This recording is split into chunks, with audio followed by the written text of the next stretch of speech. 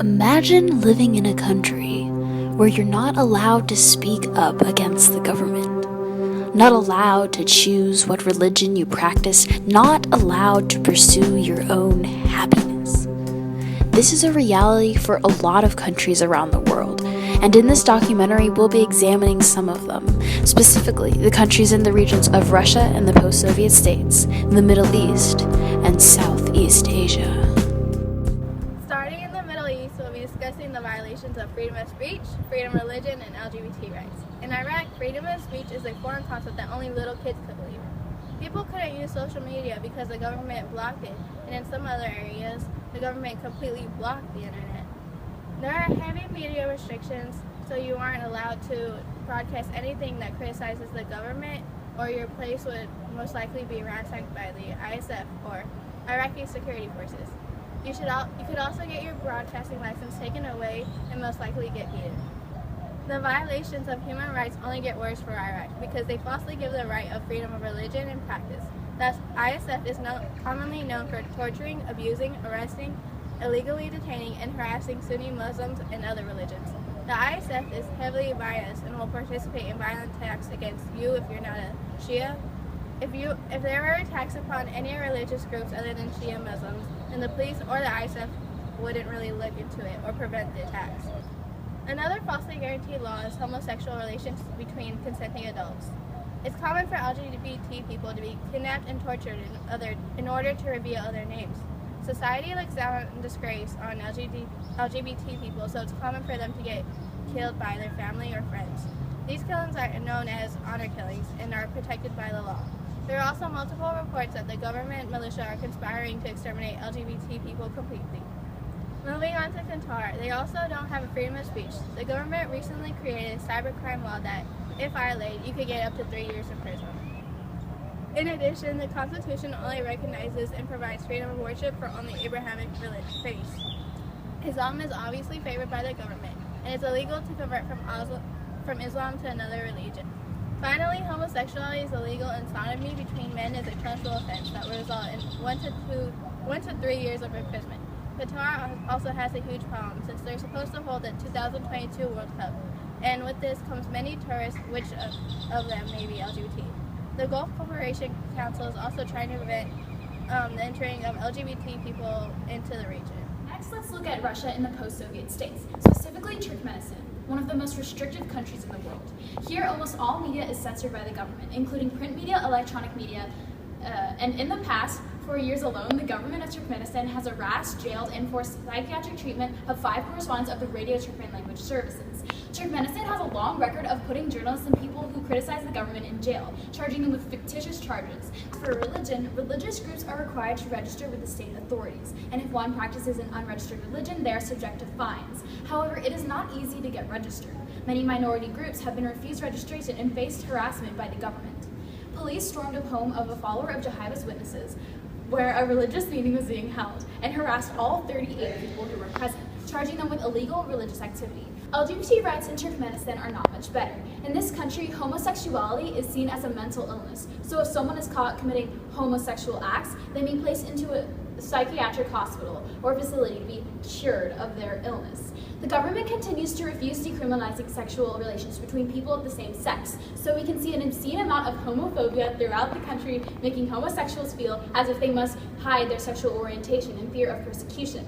The only way LGBT people can meet is on dating websites, and even here, policemen create fake accounts and lure gay people out and into the open, extorting them and taking their money.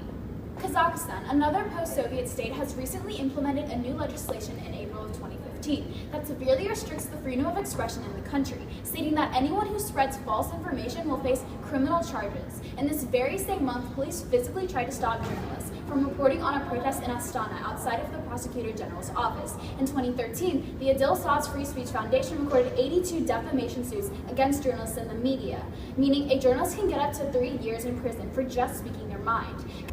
Kazakhstan, unlike these other countries, actually made an effort to improve religion within the country. And in 2011, the government implemented a law to protect religious beliefs and freedom of faith. However, the law resulted in a new requirement that religious groups had to be registered with the state.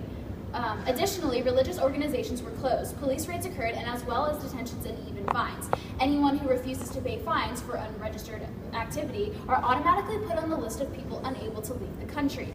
As for Kazakhstan, new efforts have been made to implement a new anti-LGBT propaganda law, making life progressively harder for the LGBT community. LGBT people face abuse, a lack of support mechanisms, and extreme climate of fear in the country. Even when they try to report human rights violations to the authorities turn a blind eye. Armin Bima, a gay man, reported that the police who investigate the gangs that attack gay men don't make any progress because they don't wish to, and that doctors refuse to treat LGBT people. Finally, let's look to Southeast Asia, specifically Burma, a country long condemned for its practices of human rights abuses. But keep in mind that Burma's decades of military rule having only ended in 2011. During the 5 decades of military rule, Burma's government's rule over the media was one of the strongest and most notorious in the world. For example, the 1962 Publishers and Registration Act allows scrutiny boards handpicked by the government to go over all published media before it was allowed to the public. Reporters, journalists, and entire news outlets were arrested. In 2008, new and improved censorship laws were put in place, but the restrictive wording of the laws gave the government the ability to use laws as they see fit. The restrictions change every day. Next, let's look to religion.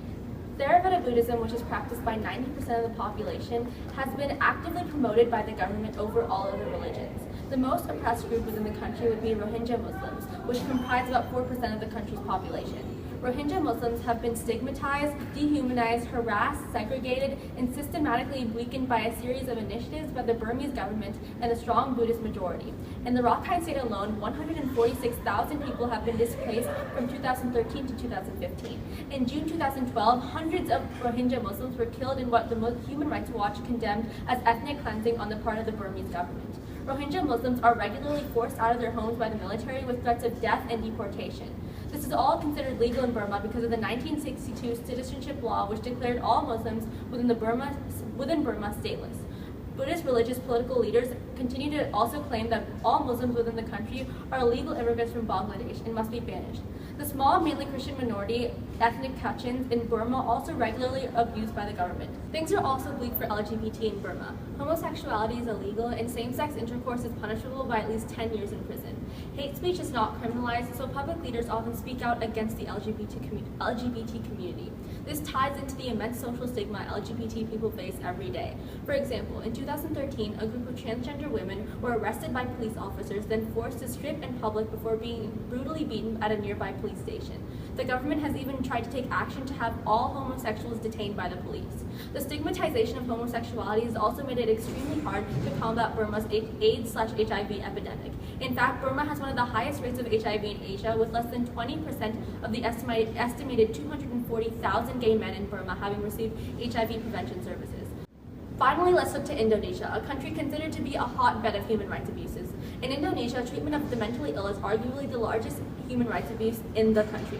More than 57,000 people in Indonesia have mental illnesses and have been chained and locked up under the practice of pasang without proper sanitation, food, or water at some point of their lives.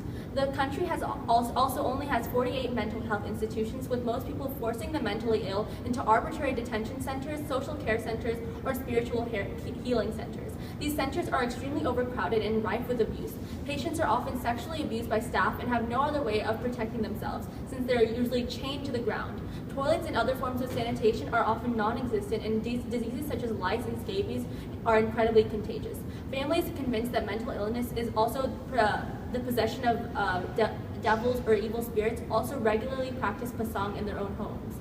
Religious minorities in Indonesia also face abuse. In 2013 alone, there were 230 attacks on religious minorities and over 100 in 2014.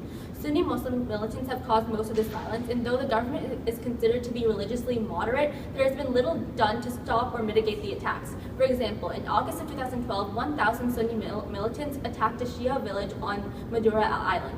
The attackers were able to torch homes, kill villagers, and seriously injure others, while local police stood by. Prejudice, discrimination, and abuse are common for religious minorities, and the government often facilitates it. On top of all of this, the government continues to support the 1974 marriage law, which bans interreligious marriage. More than 89% of the LGBT community says that they have been victims of psychological, physical, sexual, economic, or cultural abuse. Homosexuality is also seen by many as a mental illness or disease, and is often treated as such through mental illness practices such as pasang and cultural religious curings. Much like the LGBT community, women also have few laws and rights which protect them from abuse from the government or individuals. A total of 279 discriminatory laws and regulations to target women are currently in place. 90% of these laws mandate the hijab on women, including those who don't practice Islam. In many areas, the Indonesian government has also been allowed to practice Islamic bylaws to be passed, which also discriminate against women and LGBT. Sexism is also rampant within the military and national police, who still have the requirement in place which forces female police applicants to take an invasive and abusive virginity test. Throughout all three regions, there's a common theme of free speech and media restrictions, as well as a prevention of religious freedom that can be seen.